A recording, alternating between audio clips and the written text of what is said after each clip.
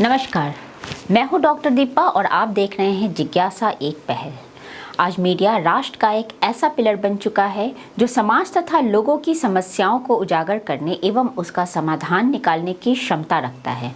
आज विश्व में जब चारों तरफ डिस्ट्रक्शन चल रहा है, तब लोगों को सही दिशा में ले जाने की जिम्मेदारी मीडिया पर आ जाती है। जैसा कि पिछले एपिसोड में स्वामी चिदानंद सरस्वती महाराज ने कहा कि अब मीडिया को अपनी सोशल रिस्पॉन्सिबिलिटी को गंभीरता से निभाने का समय आ गया है। मीडिया को माध्यम ही नहीं अपितु समाज का पहरेदार और पैरोकार बनने की आवश्यकता है। लोगों को नकारात्मकता, निराशावादी सोच से निकलकर सकारात्मक और सही दिशा में ले जाने की आवश्यकता है। यानी लोगों को अहम से वयम की तरफ प्रेरित करने की जरूरत है।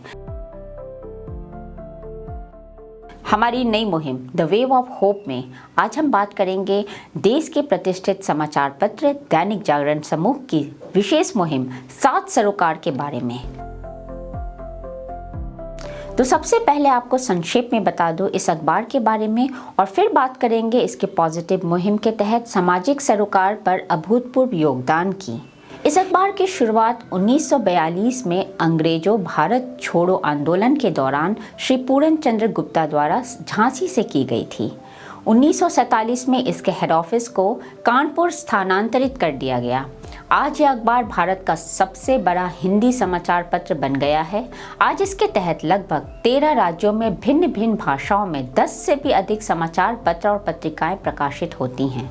अब बात करते हैं इस अखबार की मुहिम और सामाजिक योगदान की। करीब 1 दशक पूर्व दैनिक जागरण समूह द्वारा समाज में सकारात्मक बदलाव लाने के प्रयास के तहत एक विशेष मुहिम का शुरुआत किया गया, जिसका नाम रखा गया 7 सरोकार। इस मुहिम के तहत सप्ताह के 5 दिन यानी सोमवार से शुक्रवार अखबार 7 अलग अलग मुद्दों पर अपनी विशेष खंड प्रकाशित करता। ये मुद्दे हैं महिला सशक्तिकरण, जिसके तहत अखबार ऐसे खबरों को प्रकाशित करता जो कि महिलाओं को स्वावलंबी एवं आत्मनिर्भर बनाता है। गरीबी उन्मूलन, जिसमें युवाओं को नए रोजगार के अवसर की दिशा में प्रेरित करने का प्रयास किया जाता है। उन्हें छोटे बड़े उद्योगों के विषय के बारे में जानकारी दी जाती है। जल संरक्षण, जिसके तहत नदियों के प्रदूषण, अतिक्रमण एवं उसके संरक्षण पर आधारित मुद्दों को उजागर करने का सकारात्मक प्रयास किया जा रहा है, जिससे कि भविष्य में जल संबंधी संकट और आपदा से बचा जा सके। सुशिक्षित समाज, इस मुहिम के तहत भारतीय संस्कार और शिक्षाविद कहानियों को प्रकाशित किया जाता है, जो समाज के लोगों में राष्ट्र के प्रति समर्पण और समाज के प्रति खुद की जिम्मेदारी का एहसास पैदा करती है। स्वस्थ समाज, इसके अंतर्गत तन एवं मन को स्वस्थ रखने के नूतन प्रयासों को उजागर किया जा रहा है। पर्यावरण संरक्षण, इस मुहिम के तहत कई सकारात्मक पहल किए गए, जैसे ग्रीन वॉरियर चैलेंज, एक मोहल्ला एक पौधा इत्यादि, जो लोगों को पेड़ पौधों को संरक्षित करने की ओर प्रेरित करता है। जनसंख्या नियोजन, इसके तहत परिवार नियोजन के महत्व तथा जनसंख्या वृद्धि को नियंत्रित करने के प्रयासों को उजागर किया जा रहा है। इस विषय पर हमने बात की दैनिक जागरण के एग्जीक्यूटिव एडिटर श्रीमान विष्णु प्रकाश त्रिपाठी जी से। हम केवल समाचार पत्र ही नहीं हैं और केवल समाचार और सूचनाओं का आदान प्रदान ही नहीं, बल्कि समाज के और विशेषता अपने पाठकों के मित्र होने के नाते एक मित्र के का जो भी कर्तव्य और उत्तरदायित्व होता है होने चाहिए, उस सब का समाचार पत्र भी निर्वाह करे।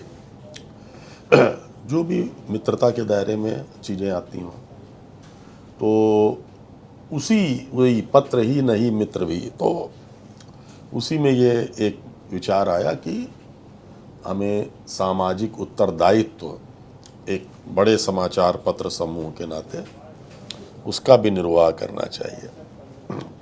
तब काफ़ी सोच विचार के बाद ये 7 सरोकार तय हुए। तो ये जो समाचार पत्र में जो हम लोग वो करते हैं, तो उसमें यही है कि समाचार पत्र समूह होने के नाते, एक कंपनी होने के नाते, चूँकि कंपनी है, एक वित्तीय संस्था है, तो कई बार आपके जो नियम हैं, कुछ CSR वगैरह वगैरह, तो उसमें भी तो अलग से कार्यक्रम चलते रहते हैं। लेकिन समाचार पत्र होने के नाते भी समाज में इन सरोकारों के अंतर्गत कोई चिंता का विषय हो और कोई सक्सेस स्टोरी हो, दोनों अलग अलग छोर हैं, तो उनको समाचार पत्र में प्रकाशित करना और ध्यानाकर्षण कराना और प्रेरित करना, दोनों अलग अलग छोर हैं। अगर कहीं पर्यावरण की चिंता का विषय है, जल संरक्षण का विषय है, किसी नदी के क्षरण का विषय है, कई नदियां हैं, हम लोगों ने हिंडन के लिए काम किया था, तो अगर नदियों का डिप्रिसिएशन है, ह्रास है, क्षरण है, प्रदूषण की वजह से लुप्त हो रही हैं, तो उस पर स्टोरी लिखना, ताकि समाज का और सिस्टम का, एस्टेब्लिशमेंट का, सरकार का ध्यान उस ओर जाए और वो नदियों के पुनर्जीवन का प्रयास करें। तो ये समाचार पत्र की भूमिका हो जाती है, उसको ज़्यादा से ज़्यादा लोगों तक पहुंचाएं, उसको एक लोगों के समाज में चिंतन के रूप में लाएं।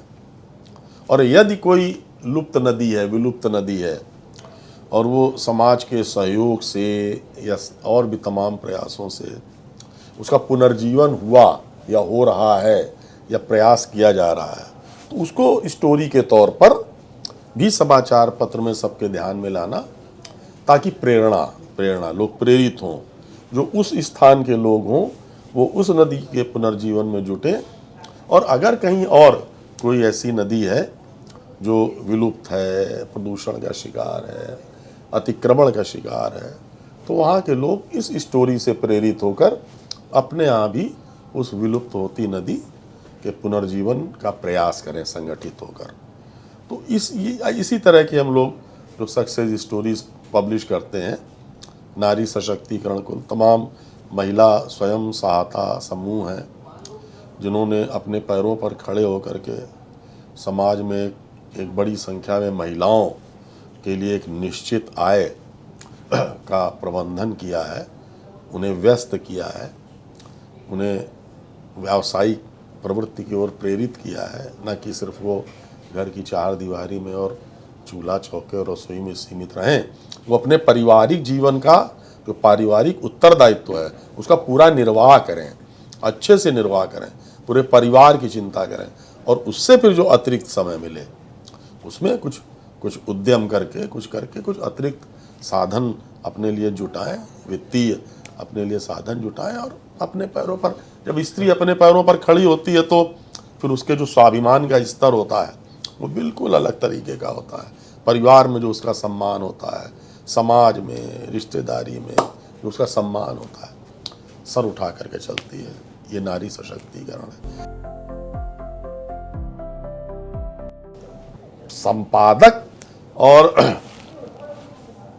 पाठक का जो आत्मिक और आध्यात्मिक तादात्म्य है, जिससे एक भाववाचक कम्युनिकेशन पैदा होता है, उससे फीलिंग आती है। तो फीलिंग आई तभी लगातार हम लोग उस समय से 21वीं सदी के आरंभ से 7 सरोकार की स्टोरीज लगातार पब्लिश करते हैं, समूह के स्तर पर, राज्य के स्तर पर, स्थानीय स्तर पर पब्लिश करते हैं। और देखिए आपको पता चल गया, अब इससे बड़ी लोकप्रियता क्या हो सकती है। जो एक संतुष्टि है, तो संतुष्टि से फील होता है कि नहीं, ये जो जागरण का न्यूज़ सेक्शन में या स्टोरी के सेक्शन में, कंटेंट क्रिएशन में जो 7 सरोकार का जो प्रयोग या उपयोग जो है तो फलीभूत हो रहा। और हम ऐसा विश्वास करते हैं कि लोग जब स्टोरी पढ़ते हैं तो प्रेरित होते हैं, उससे कहीं ना कहीं प्रेरित होते हैं। एक तो हमको बताया गया कि कोई खबर सकारात्मक और नकारात्मक नहीं होती है, ये हमें बताया गया। हम भी विश्वास नहीं करते हैं कि कोई खबर सकारात्मक होती है, नकारात्मक होती है। मतलब जिसका प्रभाव शिक्षक पीटता है तो कुछ देर के लिए नकारात्मक लगता है, ठीक जब पीठ थपथपाता है तो सकारात्मक हो जाता है। माताजी पिताजी जब डांट लगाते हैं पढ़ाई के लिए तो नकारात्मक हो जाते हैं, जब प्यार करते हैं तो सकारात्मक हो जाते हैं। समाचार पत्र में हम नहीं, क्योंकि जब नकारात्मक या जो ये कुछ लोग हैं जो विश्लेषण करते हैं और जिनका न्यूज़ रूम से और न्यूज़ की जो प्रोसेसिंग है, जो प्रसंस्करण है, उससे बहुत वास्ता नहीं होता है।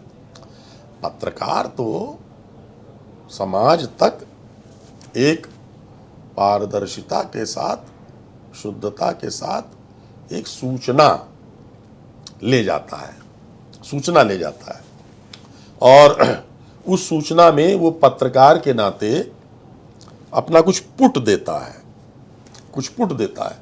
पुट दो प्रकार के होते हैं।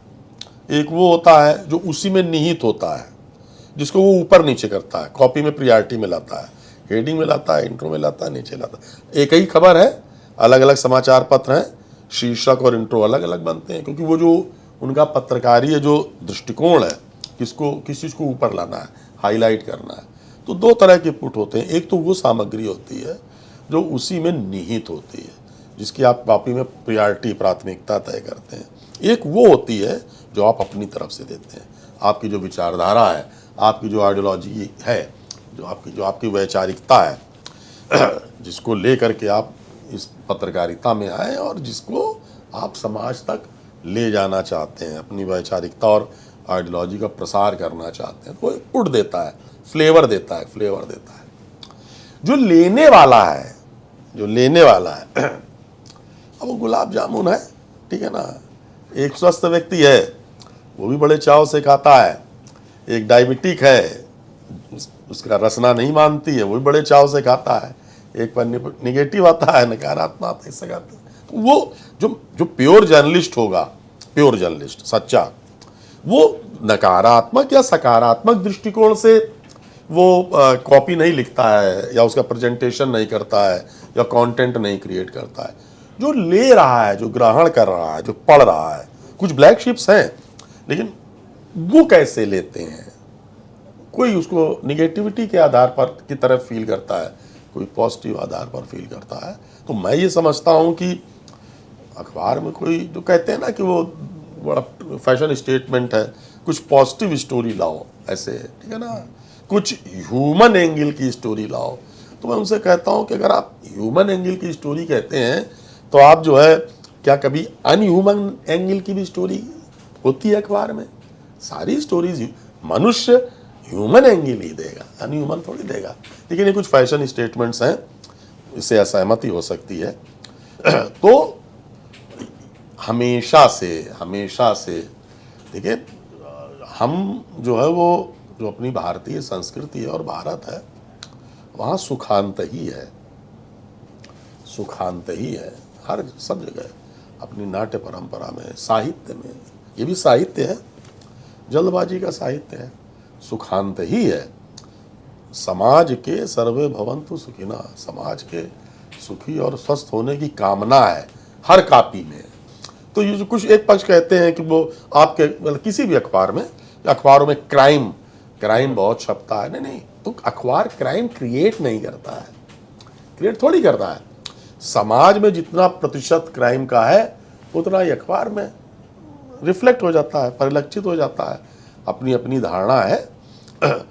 ये अच्छी बात है कि बहुतायत में, बहुमत में भारत में जो समाचार पत्र हैं, जिनमें हम शामिल हैं, सम्मिलित हैं, और हम नंबर 1 समाचार पत्र हैं भारत के, सबका दृष्टिकोण सकारात्मक है, सब सकारात्मक है। तो इसलिए हमेशा से, सदैव से जो नकारात्मक होगा, अनुपयोगी होगा, निष्प्रयोज्य होगा, तो एक दिन बेअसर हो जाएगा और डिस्कार्ड कर दिया जाएगा, उपेक्षित हो जाएगा, इग्नोर कर दिया जाएगा।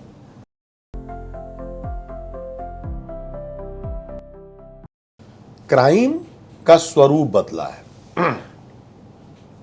क्राइम का स्वरूप बदला है, और क्राइम नियंत्रित होना और सरकार की हनक और धमक और पुलिस की हनक और धमक स्थापित होना, ये दोनों थोड़ा एक दूसरे से जुड़े हुए हैं। क्राइम तो होगा ही, समाज है, हर प्रकार के लोग हैं, होगा ही। अशिक्षित लोग हैं, बड़ी संख्या में अशिक्षा है, इतनी बड़ी जनसंख्या है, उसके लिए भी हम पूरी तरीके से शिक्षा का इंफ्रास्ट्रक्चर नहीं डेवलप कर पाए। बहुत से कारण होते हैं, व्यक्तिगत कारण होते हैं, व्यक्तिगत कारण। गांव में आप क्राइम नहीं रोक सकते हो भाई।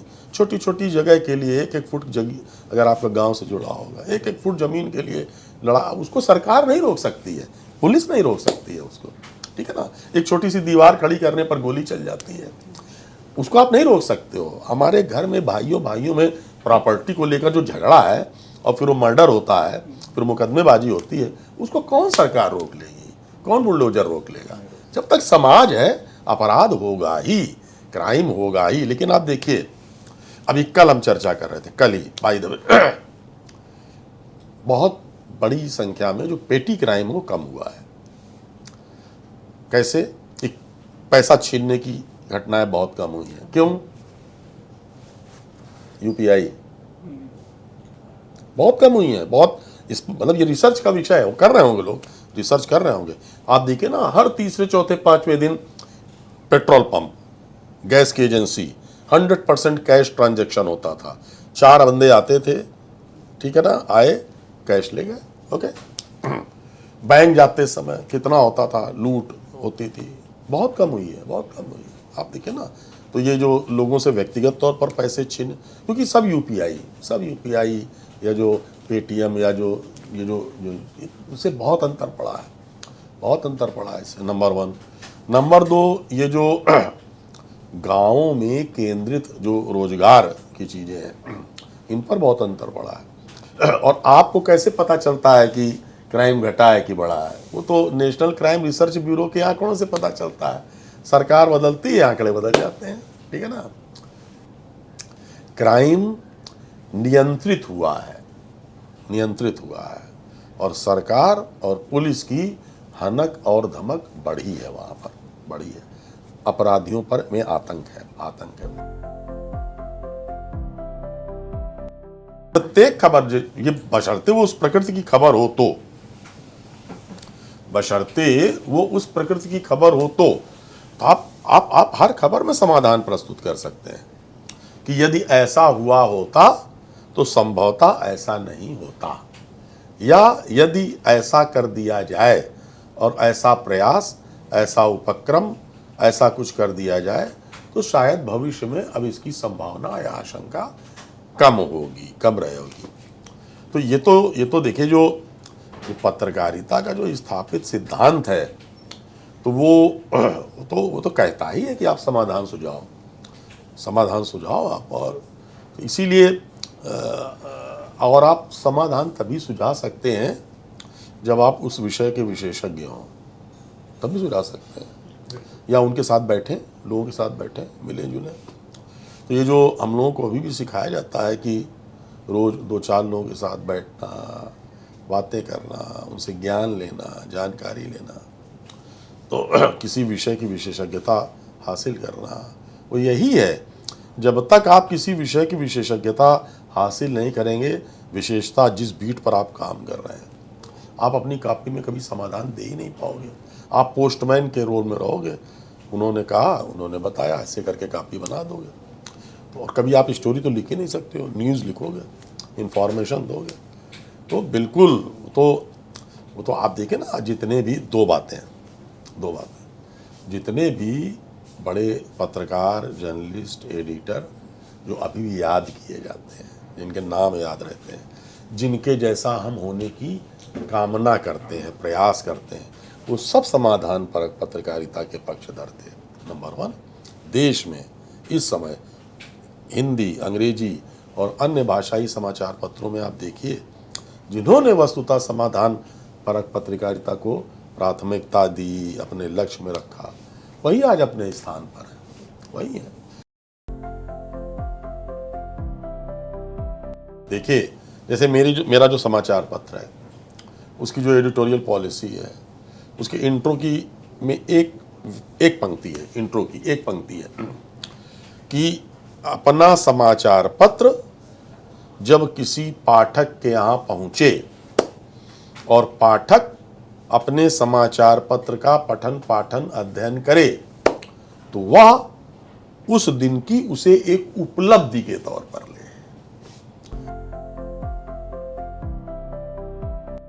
जब आप पत्रकारिता में आए हो, ठीक है ना, तो कुछ तो मिशनरी दृष्टिकोण में रहना चाहिए। आइडियोलॉजी, विचार, तो विचार तो बहुत, देखिए एक जर्नलिस्ट के ब्रेन में आइडियोलॉजी वो छलनी है जो तमाम चीज़ों को छान के बाहर कर देती है और छना हुआ परिष्कृत जो कंटेंट है वो अपने पाठक तक ले जाती है। अगर आपकी कोई आइडियोलॉजी नहीं है तो आप सोच ही नहीं पाओगे।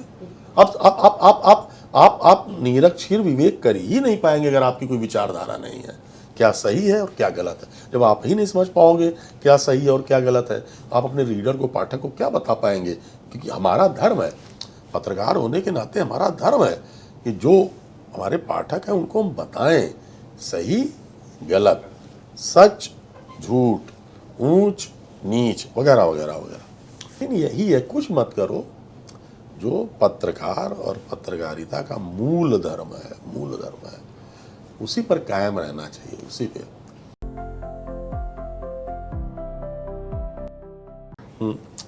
देखिए, मतलब क्षमा करिएगा, ये जो MSR है, ये जो मीडिया सोशल रिस्पॉन्सिबिलिटी शब्द है, ये हमारे भारत में बहुत पुराना है और जब से समाचार पत्र हैं तब से पुराना है। अगर मीडिया सोशल रिस्पॉन्सिबिलिटी की भावना भारत में नहीं होती तो भारत के स्वतंत्रता आंदोलन में बड़ी संख्या में पत्रकार और संपादक नहीं होते।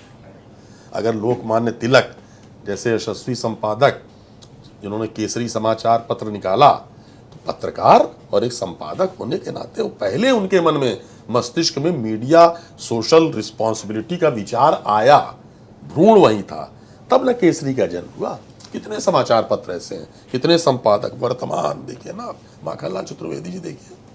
तो ऐसा नहीं है, मीडिया सोशल रिस्पॉन्सिबिलिटी का मतलब केवल NGO होना नहीं है, ठीक है ना, कि हमने यहाँ ये कर दिया, ये कर, नो। अरे उस समय से हमारे भारतीय स्वतंत्रता आंदोलन में आप देखिए कितने पत्रकारों और संपादकों का योगदान था, कितने समाचार पत्र निकाले गए, पत्रिकाएं निकाली गई, जब्त किए गए। हमारे संपादक पत्रकार अंग्रेजों को जुर्माना भर कर और फिर समाचार पत्र और पत्रिकाएं निकालते रहे। एक ही तो कहा ना कि वो क्या, अगर अखबार निकालो तो तोप मुकाबिल निकालो वगैरह वगैरह। किसी पत्रकार ने ही तो ये बात कही थी ना, और वो स्वतंत्रता आंदोलन के संदर्भ में ब्रिटिशर्स के अगेंस्ट कही थी और वो अपने सामाजिक उत्तरदायित्व तो भावना के अंतर्गत ही कही थी। ऐसा नहीं है कि MSR हमारे लिए कोई नया शब्द है। जो मीडिया सोशल रिस्पॉन्सिबिलिटी शायद अपने भारतीय उपमहाद्वीप में लाला लाजपत राय देखिए, सबने समाचार पत्र निकाला। तो वो ये समय के हिसाब से जब परतंत्र थे तो जो जो सोशल रिस्पॉन्सिबिलिटी थी, सामाजिक उत्तरदायित्व था, वो एक अलग किस्म का था। जब हम स्वतंत्र हो गए तो फिर पत्रकारों का जो या संपादकों का वो एक सामाजिक उत्तरदायित्व तो अलग किस्म का हो गया, ठीक है ना। लेकिन पहले भी अपने यहाँ जो मीडिया समूह या पत्रकार वो सब अपने सामाजिक उत्तरदायित्वों का निर्वाह करते रहे और अभी भी करते हैं। दैनिक जागरण के इस विशेष पहल के बाद इसी कड़ी में अगले एपिसोड में हम बात करेंगे Indian institute of mass communication के शिक्षाविद प्रोफेसर प्रमोद कुमार सैनी जी से और जानेंगे समाधान परक पत्रकारिता और इससे जुड़े विषयों के बारे में। आज के लिए बस इतना ही, हमें दीजिए इजाज़त। जय हिंद, जय भारत।